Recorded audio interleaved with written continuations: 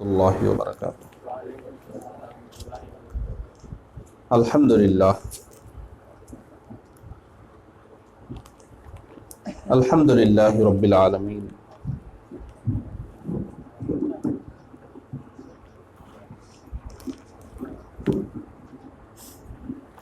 اور ڈنڈا پیچھے کرنا، اور ڈنڈا پیچھے کریے۔ ہاں اب آتا، اب لگائیے۔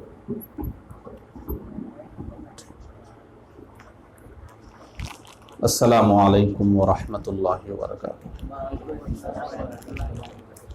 الحمدللہ الحمدللہ رب العالمین والعاقبۃ للمتقین، والصلاة والسلام علی سید الانبیاء واشرف المرسلین وعلى آلہ الطیبین الطاہرین واصحابہ الاکرمین ومن تبعہم بإحسان الی یوم الدین، اما بعد، فقد قال اللہ تبارک وتعالی فی القرآن المجید والفرقان الحمید،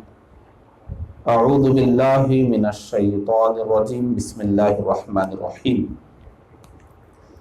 ورفعنا لک ذکرک، صدق اللہ العظیم۔ قال اللہ تبارک و تعالی فی شان حبیبہ تعظیما و تکریما، ان اللہ و ملائکتہ یصلون علی النبی یا ایہا الذین آمنوا صلوا علیہ وسلموا تسلیما، اللہم صل علی سیدنا شفیعنا و نبینا و حبیبنا و مولانا محمد وبارک وسلم، صلاۃ و سلام علیکہ یا رسول اللہ صلی اللہ تعالی علیہ وآلہ وسلم۔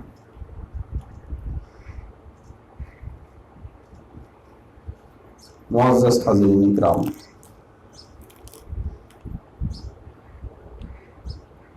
انتہائی عقیدت و محبت اور تعظیم و توقیر کے ماحول میں حضور اکرم سید عالم صلی اللہ علیہ وآلہ وسلم کا ذکر جمیل ہم سب کو کرنا ہے، اور جس محفل میں ہم اور آپ اس وقت بیٹھے ہوئے ہیں، بظاہر اگرچہ یہ چھوٹی موٹی محفل کہلائے، مگر حقیقت کے اعتبار سے یہ بہت بڑی محفل ہے، جس محفل میں اللہ جل جلالہ اور اس کے رسول صلی اللہ علیہ وسلم کا ذکر ہو، تو اس محفل میں انسانوں کے ساتھ ساتھ فرشتے بھی شامل ہو جاتے ہیں، اور احادیث طیبہ میں آتا ہے کہ فرشتے واپس جب اللہ رب العالمین کی بارگاہ میں جاتے ہیں تو محفل کی رودات اللہ تبارک و تعالیٰ کے سامنے پیش کرتے ہیں کہ تیرے فلاں فلاں بندے یہ ذکر کر رہے تھے۔ ہماری بہت بڑی سعادت ہے کہ روئے زمین کے اس حصے پر ہم انسانوں کو اللہ کے رسول صلی اللہ علیہ وسلم کا ذکر کرنے کا شرف مل رہا ہے۔ اللہ تبارک و تعالیٰ نے ہمارے نبی کو صرف اس دنیا کی طرف نہیں بھیجا ہے، اور صرف انسانوں کی طرف نہیں بھیجا ہے، بلکہ کائنات کی ہر شے کے طرف ہمارے نبی کو رسول بنا کر بھیجا گیا، اور کائنات کی ہر شے، ہر لمحہ اللہ کے رسول صلی اللہ علیہ وسلم کا ذکر کر رہی ہے۔ قرآن مجید میں جو بار بار آیا ہے، سبح للہ ما فی السماوات والارض، یسبح للہ ما فی السماوات والارض، درجنوں آیتیں ہیں اس مضمون کی۔ مفسرین اکرام اس مقام پر فرماتے ہیں کہ دنیا کی کائنات کی ہر چیز اللہ اور اس کے ساتھ ساتھ اللہ کے رسول صلی اللہ علیہ وسلم کا ذکر کرتی ہے۔ یہ جو ہم ذکر کر رہے ہیں یہ ایک مخصوص موقع کا ذکر ہے۔ وہ مخصوص موقع کیا ہے؟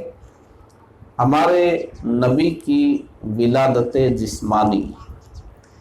یعنی ہمارے نبی جو دنیا میں تشریف لائے، پیدائش اور حقیقی ولادت نہیں، اس عالم میں ہمارے نبی جو تشریف لائے ہیں اس مناسبت سے ہم یہاں جمع ہوئے ہیں اور ولادت باسعادت کا جلسہ منا رہے ہیں۔ یہ جسمانی ولادت ہے، لیکن ایک نورانی ولادت ہے ہمارے پیارے آقا صلی اللہ علیہ وسلم کی، اور وہ نورانی ولادت کا نہ ہم کو وقت معلوم ہے کیونکہ وقت اس وقت تھا ہی نہیں،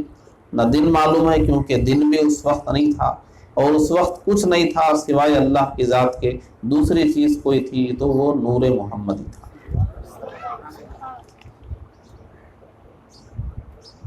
صحابی رسول نے خود ہمارے نبی سے پوچھا تھا کہ یا رسول اللہ صلی اللہ علیہ وسلم، اللہ تبارک و تعالیٰ نے سب سے پہلے کس چیز کو پیدا فرمایا؟ تو ہمارے نبی نے ارشاد فرمایا تھا کہ اللہ نے اپنے نور سے میرے نور کو پیدا فرمایا۔ سب سے پہلے اللہ نے اپنے نور سے پیدا فرمایا۔ یہ نورانی ولادت ہے، اور اسی نورانی ولادت کے صدقے اور طفیل میں اللہ تبارک و تعالیٰ نے اسی نور سے ساری کائنات کو بنایا۔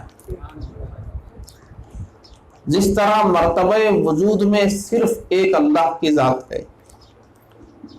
باقی سب اس کا عکس اور پرتوں ہیں، اسی طرح مرتبہ ایجاد میں صرف ذات محمدی ہے، باقی جو نظر آ رہا ہے اسی کا پرتو۔ نورانی ولادت کا صدقہ یہ پوری کائنات ہے، اور جسمانی ولادت جو دنیا کے پیدا ہوتے ہی نہیں رکھی گئی، بلکہ جسمانی ولادت کے لیے اللہ تبارک و تعالیٰ نے ایک خاص وقت مقرر فرمایا۔ اگر آپ اس کو سمجھنا ہو تو ایسے سمجھیے کہ جیسے آج کی ہماری یہ محفل ہے، ابھی یہ محفل کے عروج کا وقت ہے، یہی دراصل اصل محفل ہے جو تھوڑی دیر چلے گی، لیکن اس کی تیاری صبح سے ہو رہی ہوگی یا رات سے ہو رہی ہوگی۔ یہاں جتنے بیٹھے ہوئے ہیں ان میں سے کچھ لوگ پہلے آئے ہوں گے، پھر ان کے بعد کچھ آئے ہوں گے، کسی نے وہ کیا ہوگا، کسی نے یہ کیا ہوگا، چلتے چلتے چلتے اب یہ پروگرام ہو رہا ہے، یہ محفل ہو رہی ہے، اور اس کے بعد یہ محفل تھوڑی دیر کے بعد ختم ہو جائے گی، اور اس کے بعد ایک ایک یہاں سے جانا شروع ہوں گے، ہم جائیں گے، پھر آپ جائیں گے، پھر وہ جائیں گے، پھر وہ جائیں گے، آخر میں پھر کچھ لوگ ہوں گے جو سب کچھ ختم کر کے جائیں گے۔ تو یہ محفل شروع ہو رہی ہے ادھر صبح سے ہی، اور اس کا اصل وقت یہ ہے، اور اس کے بعد بھی اس محفل سے متعلق چیزیں چلے گی۔ ایسے ہی ہمارے نبی کا دنیا میں تشریف لانا ہے کہ دنیا بنتے ہی ہمارے نبی کو اللہ نے نہیں بھیجا، ہمارے نبی کی محفل کے لیے دنیا کی تیاری چلتی رہے گی۔ آدم علیہ السلام تشریف لائے، آدم علیہ السلام انسانوں کو بتاتے رہے کہ ایک نبی کو آنا ہے، آدم علیہ السلام کے بعد جو نبی ہوئے وہ بھی بتاتے رہے کہ ایک نبی کو آنا ہے جو آخری نبی ہوں گے۔ ایسے ہی جو بھی نبی دنیا میں آتے رہے اپنی امت کو بتاتے رہے کہ ایک نبی آنے والے ہیں، وہ آئیں گے، اور جب وہ آئیں گے تو پوری کائنات کے لیے آئیں گے۔ اگر تمہاری زندگی میں آئیں تو تم اب ہماری شریعت چھوڑ کر ان کی شریعت پر تمہیں عمل کرنا ہے۔ اس کا ذکر اللہ تبارک و تعالیٰ نے قرآن مجید میں بھی فرمایا کہ عالم ارواح میں ہی اللہ تبارک و تعالیٰ نے تمام انبیاء کو جمع فرمایا اور ان سے وعدہ لیا کہ دیکھو تمہارے دنیا میں جانے کے بعد تمہاری زندگی میں اگر آخری نبی تشریف لائیں تو تم سب ان کے مددگار اور حامی بن جاؤ گے اور ان کے دین کو دنیا میں پھیلاؤ گے۔ سارے انبیاء نے وعدہ کر لیا، اسی لیے سارے انبیاء دنیا میں اپنی امت کو یہ بتاتے رہے کہ ایک آخری نبی تشریف لانے والے ہیں، وہ اگر تمہاری زندگی میں آ جائیں تو تم ان پر ایمان لانا، نہیں آئیں تو اپنی اولاد کو وصیت کرنا۔ قرآن مجید میں تو ایک نبی کا صاف بیان ہے، حضرت عیسیٰ علیہ السلام جو ہمارے نبی سے 500 سال پہلے دنیا میں تشریف لائے تھے، 600 سال پہلے قریب، ان کا صاف جملہ موجود ہے، میرے بعد ایک نبی تشریف لائیں گے، ان کا نام احمد ہے صلی اللہ علیہ وسلم۔ تو دنیا آدم علیہ السلام سے آباد ہوئی، چلتی رہی چلتی رہی چلتی رہی، اور جب دنیا پوری طریقے سے ایک محفل ہستی کے لیے تیار ہو گئی، تب اللہ تبارک و تعالیٰ نے ہمارے نبی کو اس دنیا میں بھیجا، اور 63 سال کی ظاہری حیات ختم ہونے کے بعد ہمارے نبی جب اس دنیا سے پردہ فرماتے ہیں تو محفل دنیا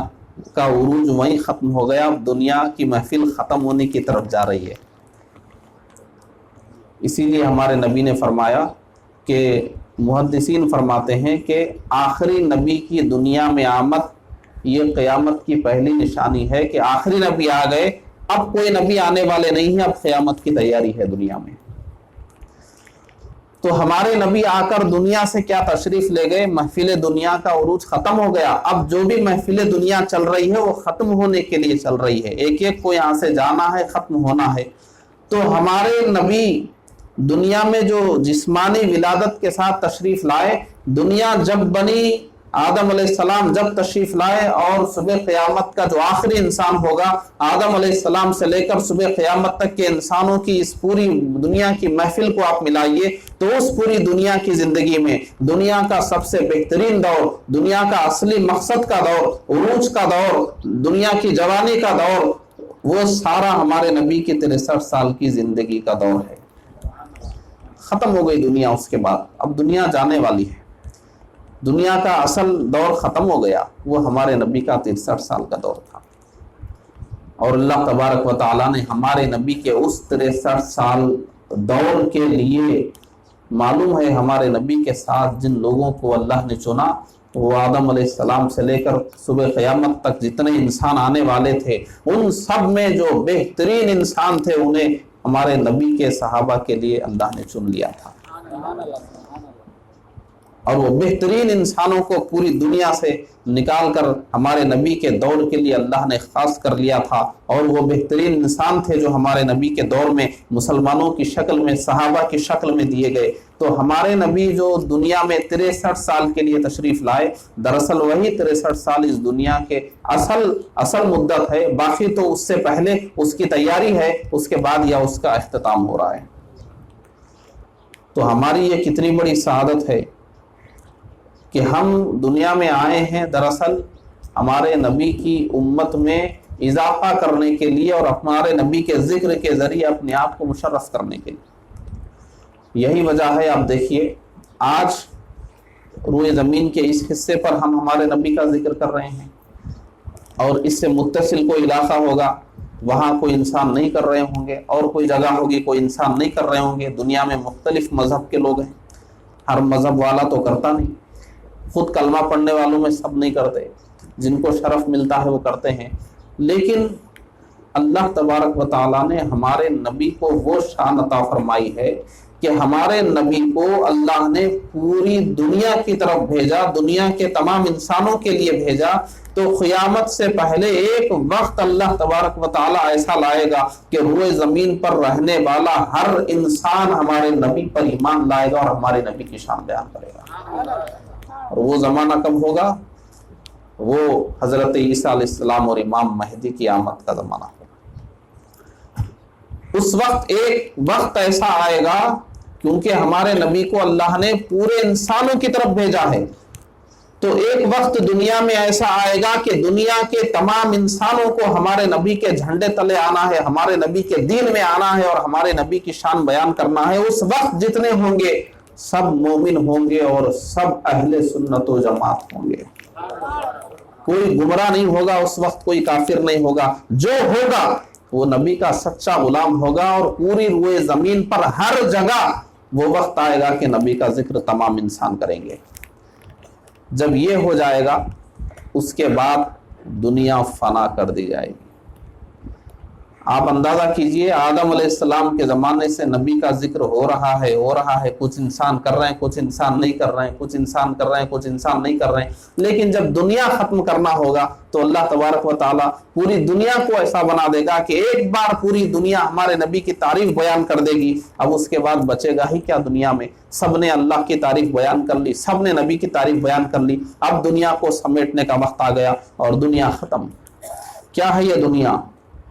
یہ صرف ہمارے نبی کے لیے ہے. نبی کے آنے سے پہلے نبی کی تیاری ہو رہی تھی. نبی جب آئے تو نبی کے دین کے غلبے کی تیاری ہوئی. نبی جب تشریف لے گئے تو نبی کا دین دنیا میں کونوں کونوں میں پھیل گیا اور قیامت کے قریب ایک بار پوری دنیا میں پھیلا دیا جائے گا اور پوری دنیا نبی کی جب تعریف بیان کر دے گی دنیا کا مقصد ختم. اس کے بعد دنیا کو فنا کر کے ختم کر دیا جائے گا. کیسے نبی کی امت میں اللہ نے ہم کو پیدا فرمایا. یہ جو ہم محفل کر رہے ہیں اس محفل کا ایک ایک لمحہ ہمارے گناہوں کو مٹا رہا ہے، ہماری خطاؤں کو مٹا رہا ہے، ہمارے درجات کو بلند کر رہا ہے، ہماری قسمت میں چار چاند لگا رہا ہے. اور پھر اس کے بعد کیا ہوگا؟ قیامت سے پہلے جب اب یہاں پر ایک بات آپ غور کیجئے، ظاہر سی بات ہے قیامت سے پہلے دنیا کے پورے انسان جب اللہ کے رسول کی تعریف کریں گے وہ تو اس وقت کی دنیا کے پورے انسان ہوں گے نا، لیکن آدم علیہ السلام سے جتنے انسان آئے وہاں تک ان میں تو سب نے تعریف بیان نہیں کی. کتنے تو ایمان ہی نہیں لائے، کتنے تو برائیاں بھی کرتے رہے، کتنے تو گالیاں بھی دیتے رہے، مجنون کہتے رہے، شاعر کہتے رہے، کیا کیا نہیں کہا، گستاخیاں کرتے رہے، سب کچھ ہوتا رہا. لیکن تمام انسانوں کی زبان سے ایک مرتبہ اللہ کے رسول کی تعریف ہونا ہی ہے اور وہ وقت آئے گا اور اس کے لیے اللہ تبارک و تعالیٰ نے میدان محشر کو رکھا ہے. میدان محشر میں کیا ہوگا جانتے ہیں؟ میدان محشر میں جب 50,000 سال کا ایک دن ہوگا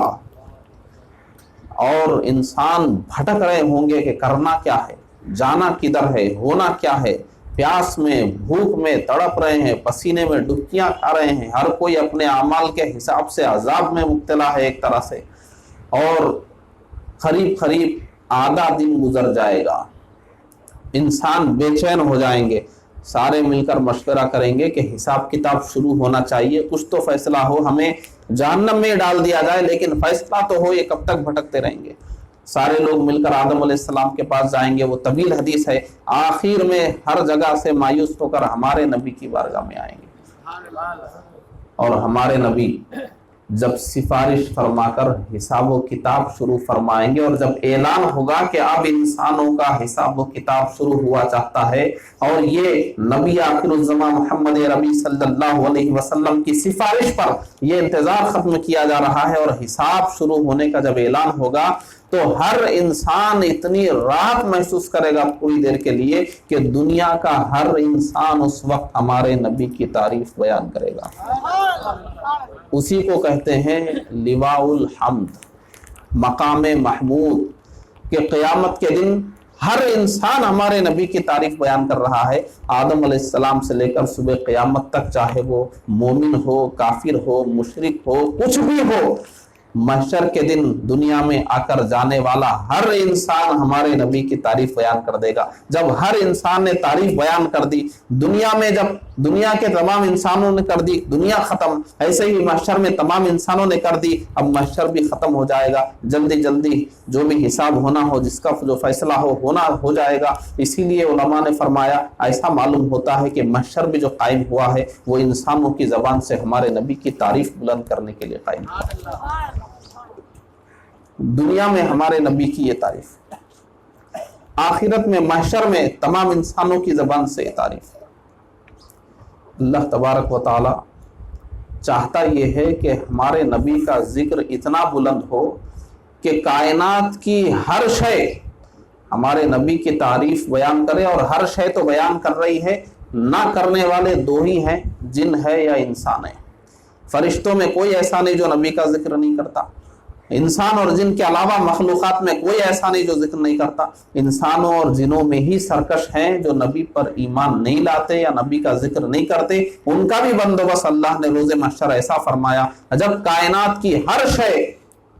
اللہ کے رسول کا ذکر دنیا میں تو کر رہی ہے، روز محشر جن اور انسان بھی کر لیں گے تو یہ اللہ رب العالمین ہمارے نبی کی شان کو کائنات کے سامنے کس طرح ظاہر فرما رہا ہے کہ کسی چیز کو وجود ملا ہے تو وہ ہمارے نبی کے صدقے میں ملا ہے، اور اسے دنیا میں نہ صحیح محشر میں ہی صحیح ایک بار اسے شکرانے کے طور پر ہمارے نبی کی تعریف کرنا ہی ہوگا۔ لیکن کہا گیا آج لے ان کی پناہ،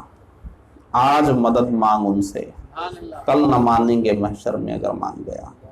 وہاں تعریف کرنے والے کو کوئی اجر نہیں ملے گا، وہاں مجبوری ہے، وہاں تعریف کرنے والے کو کوئی اجر نہیں ملے گا۔ دنیا میں جو تعریف کر لے، دنیا میں جو حمد کر لے، دنیا میں جو مان لے، اس کے لیے آخرت میں مقام ہے۔ اور دنیا کے اربوں لوگوں میں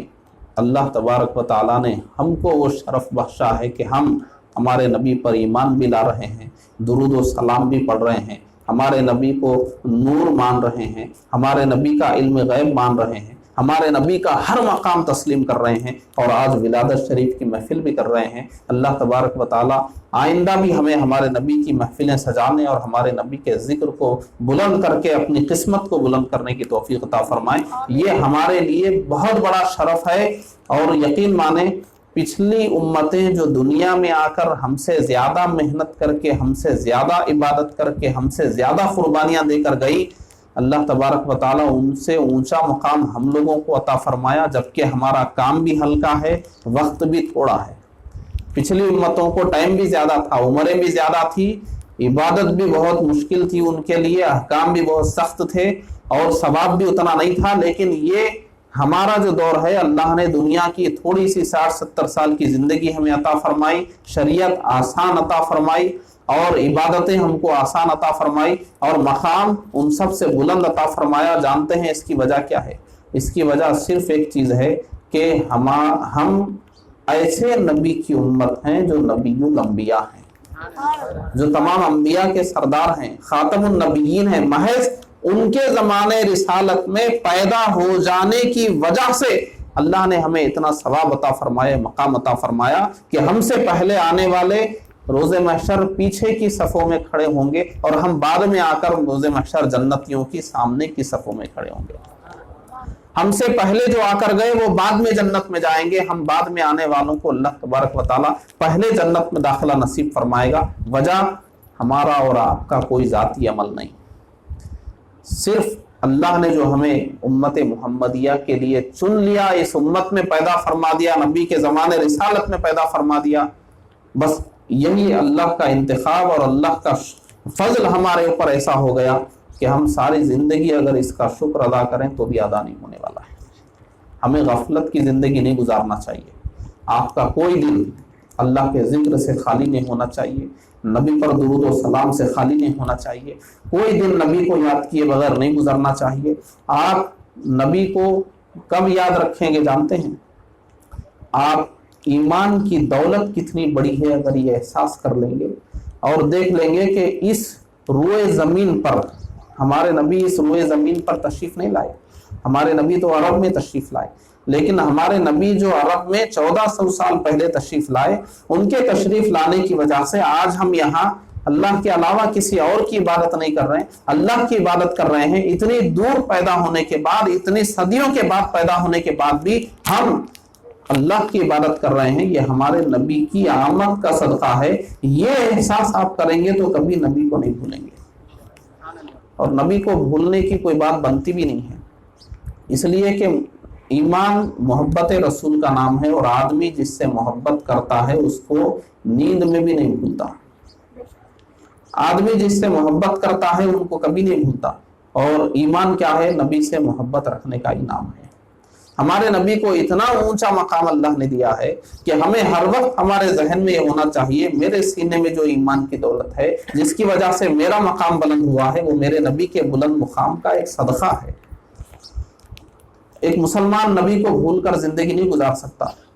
ہماری زندگی میں روزانہ اللہ کا ذکر ہونا چاہیے، درود شریف ہونا چاہیے، صلاۃ و سلام ہونا چاہیے، ہمارے نبی کی زندگی کے واقعات سنتے ہوئے ہمارے بچوں کو بڑا ہونا چاہیے، ہمارے نوجوانوں کو ہماری زندگی کے جوانی کے واقعات پڑھتے ہوئے پروان چڑھنا چاہیے، ہمارے بزرگوں کو نبی کی زندگی کے واقعات کی روشنی میں نوجوان نسل کی رہنمائی کرنا چاہیے۔ ہر جگہ نبی نے ایسی زندگی ہمارے لیے چھوڑی ہے، نبی نے ایسی زندگی ہمارے لیے چھوڑی ہے کہ ہمیں صبح قیامت تک اس میں رہنمائی ہے۔ ہم کو ہر چیز معلوم کرنا چاہیے نبی کے بارے میں، اور ہم یہ جتنے بھی جلسے کر رہے ہیں، یہ میلاد منا رہے ہیں، ان میں ہم معرفت رسول کی کوشش کرنا چاہیے۔ معرفت رسول کیا ہے، تھوڑا سا میں بتا کے ختم کر دیتا ہوں۔ معرفت رسول یہ ہے کہ نبی کے بارے میں ہر چیز جاننے کی کوشش کیجیے۔ ہر چیز آپ کے ذہن میں خود سوال پیدا ہونا چاہیے کہ میں نبی کے بارے میں ہر چیز جانوں۔ نبی کا چہرہ مبارک کیسا تھا، نبی کی داڑھی مبارک کیسی تھی، نبی کی آنکھ مبارک کیسی تھی، ناک مبارک کیسی تھی، ہونٹ مبارک کیسے تھے، سر کے بال مبارک کیسے تھے، منہ مبارک، حضور کا جسم مطہر کیسا تھا، یہ سب ہمارے ذہنوں میں سوال ہونا چاہیے، ہماری خواہش ہونا چاہیے کہ نبی کا پورا حلیہ ہم جانیں، اور وہ سب موجود ہے۔ صحابہ نے جو دیکھا ایسا محفوظ کیا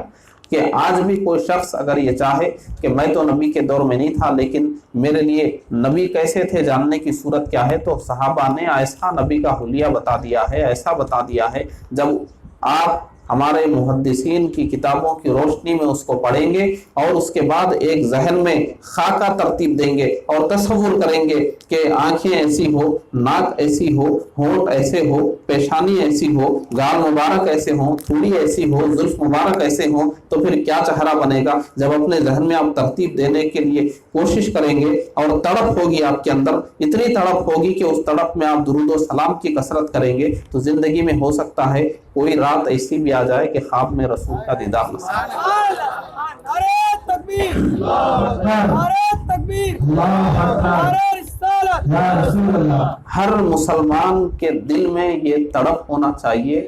کہ کیا اچھا ہوتا کہ کسی رات نبی کا دیدار مجھے نصیب ہو جاتا۔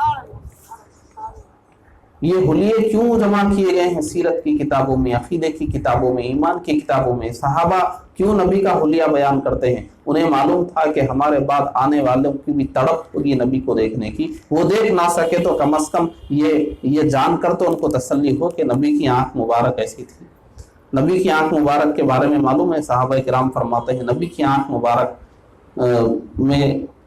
جو سفید حصہ ہے وہ سفید ہی تھا، جو کالا حصہ ہے وہ کالا ہی تھا، لیکن نبی جب جلال میں آتے تو سفید حصے میں سرخ ڈورے پڑ جاتے تھے،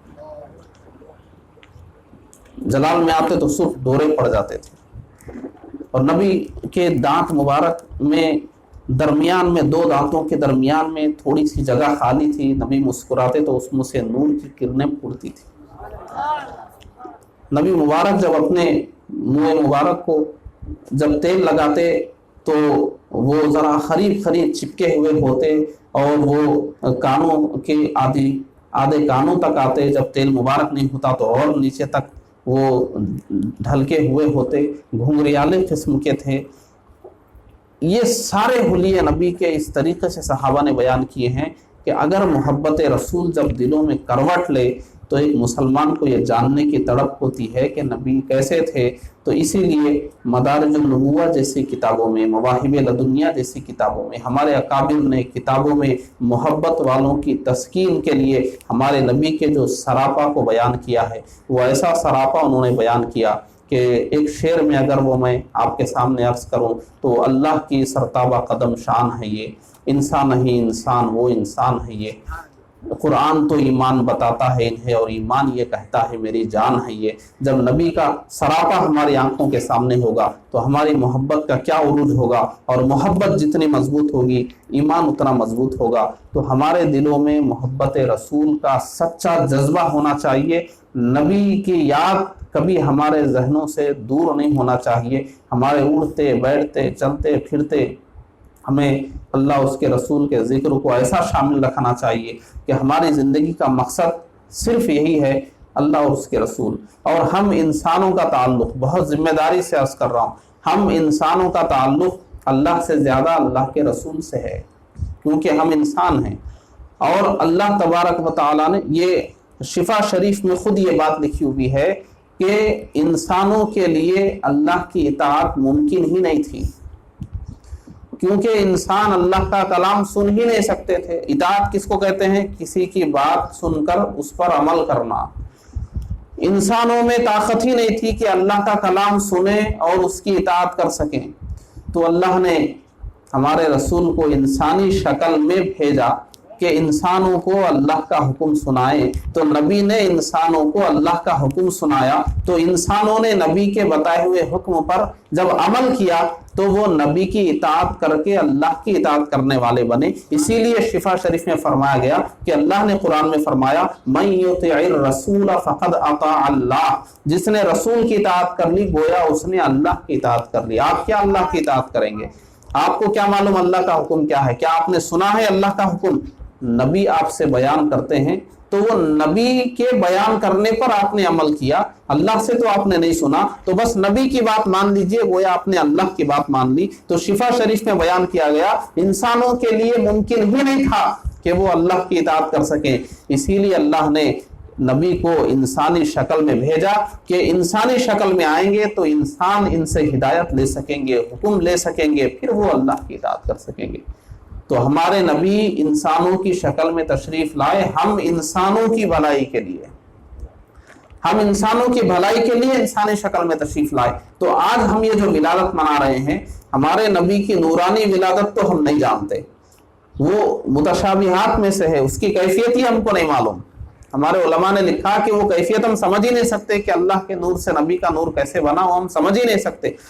ذات محمدی کی حقیقت بھی کوئی سمجھ نہیں سکتا اور وہ ولادت کی کیفیت بھی کوئی سمجھ نہیں سکتا، بس اس پر ایمان لانا ہے۔ لیکن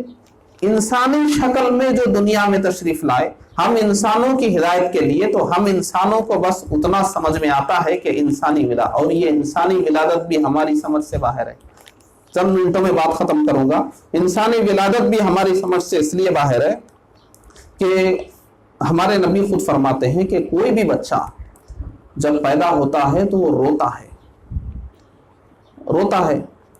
تو نبی نے پوچھا کہ روتا کیوں ہے، رونے کی وجہ کیا ہے اس کی؟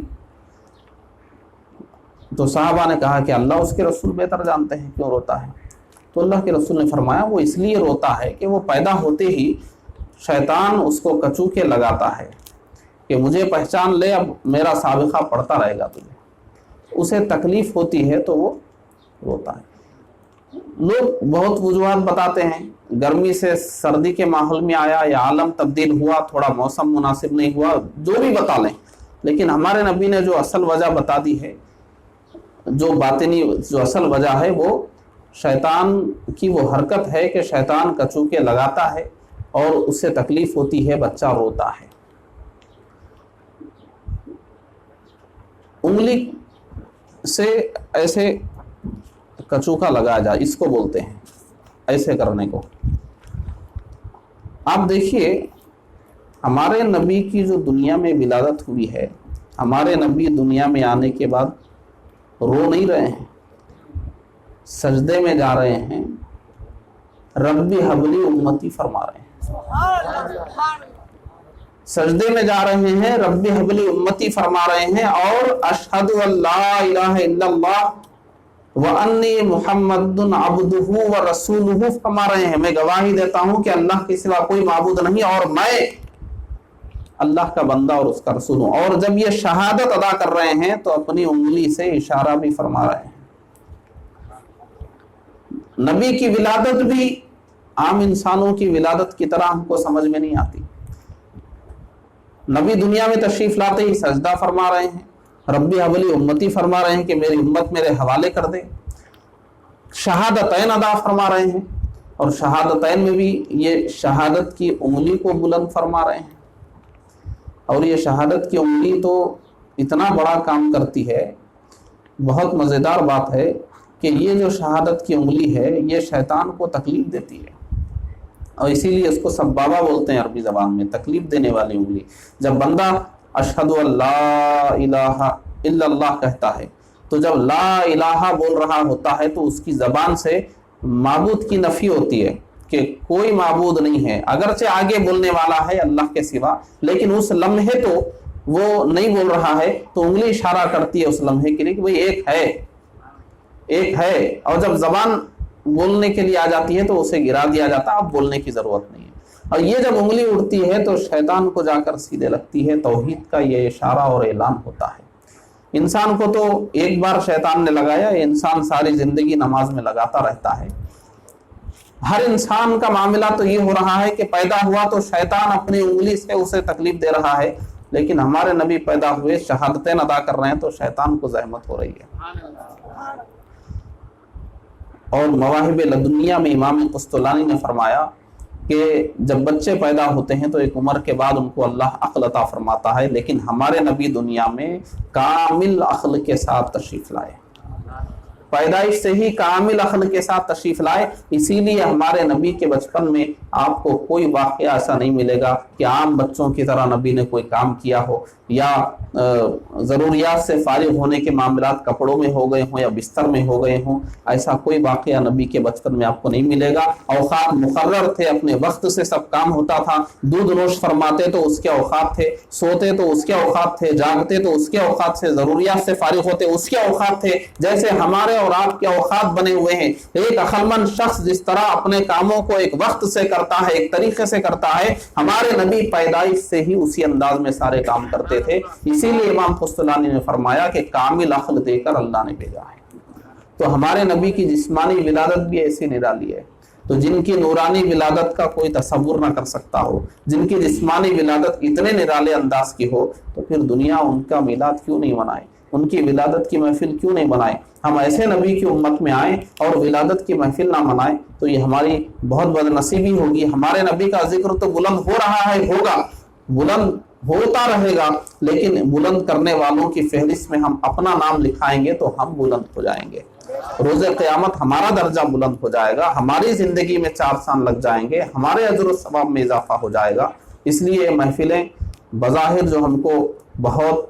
چھوٹی معلوم ہو رہی ہیں، لیکن اللہ رب العالمین کی اتنی مخلوقات اس میں شامل ہو جاتی ہیں کہ باطنی اعتبار سے، روحانی اعتبار سے یہ عظیم الشان محفلیں ہو جاتی ہیں۔ نامعلوم کتنے فرشتے شامل ہوتے ہیں، کتنے جن شامل ہوتے ہیں، اور اطراف کی مخلوقات اس طریقے سے اس میں شامل ہوتی ہے، ہم اپنے ظاہری آنکھوں سے اس کا مشاہدہ نہیں کر سکتے، اس کا مشاہدہ اللہ والے ہی کر سکتے ہیں۔ اللہ تبارک و تعالیٰ نے آج کی جو محفل کی ہمیں توفیق بخشی ہے، اللہ تبارک و تعالیٰ اس کو قبول فرمائے اور ہمارے گھروں میں، ہماری زندگیوں میں اس کی رحمتیں اور برکتیں خوب عطا فرمائے، اور ہماری نسلوں کو اسی طریقے پر گامزن فرمائے، اور انہیں ہم ہر طرح کی گمراہیوں سے محفوظ فرمائے۔ وآخر دعوانا الحمدللہ رب العالمین۔